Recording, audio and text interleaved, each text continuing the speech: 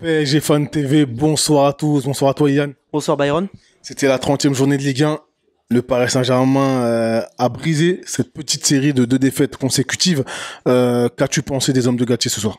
Un match compliqué quand même. Les garçons ont fait le boulot, ils ont fait le taf. Il fallait prendre 3 points face à Nice pour reprendre une dynamique un peu positive. Surtout que ces derniers temps, ça a quand même été particulièrement... on va dire que ça a été quand même, on a bien subi en ce qui concerne que ce soit comme sur le terrain comme en dehors du terrain. Donc ouais, il fallait prendre les 3 points. C'est ce qu'on a fait ce soir. On a été sérieux, appliqué, même si on a beaucoup souffert. Donnarumma réalise un très grand match ce soir. Donc après, tu vois, ça aurait pu être différent. Dans quel sens tu dis qu'il a fait un grand match? Parce qu'il a beaucoup été critiqué. Ce soir, certes, il a été décisif. Donc tu le soulignes, tu fais bien. Donc dans quel sens?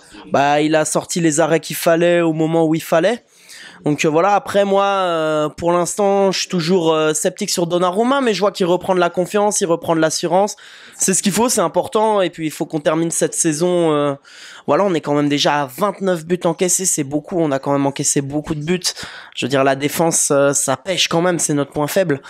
Et qu'est-ce qui a pêché ce soir? Parce qu'on a tout de même un clean sheet. Au niveau de la défense, je parle. Au niveau de la défense, tu vois, il y a eu quand même des erreurs. Tu vois, Ramos, à un moment, qui fait une relance en plein axe. Heureusement, derrière, il n'y a pas but, mais qu'est-ce que c'était dangereux. Le milieu de terrain, c'était pas non plus folichon. Renato Sanchez, ça fait combien de fois il se blesse? Genre, sérieux, on sait que le mec, il a pas une hygiène de vie de fou. Toi, tu penses à l'hygiène de vie? Tu penses c'est vraiment lié à ça? Ouais, c'est lié à l'hygiène de vie. Avant, il était au Bayern, hein, il y a quelques années, il était au Bayern. Pourquoi il est pas resté au Bayern, à votre avis? Pas compatible avec la mentalité bavaroise, pas compatible avec la Deutsche Qualität, avec tu te mets au diapason et tout. Donc voilà, à Lille c'était pas la même chose qu'au Paris Saint-Germain. Donc c'était beaucoup mieux qu'au Bayern en tout cas. Mieux qu'au Bayern, c'est sûr, mais je suis un peu exaspéré quand même par ça, par le fait qu'on aille chercher des joueurs. J'ai l'impression qu'on va chercher des joueurs, tu vois, ils sont pas forcément, ils mesurent pas forcément ce que c'est de jouer pour le Paris Saint-Germain. Et c'est ça qui me fait un peu grincer des dents quand même. Et enfin, qui a été le meilleur joueur parisien ce soir, selon toi? Le meilleur joueur parisien, je vais dire Nuno Mendes, parce que j'ai beaucoup aimé ce qu'il apportait côté gauche.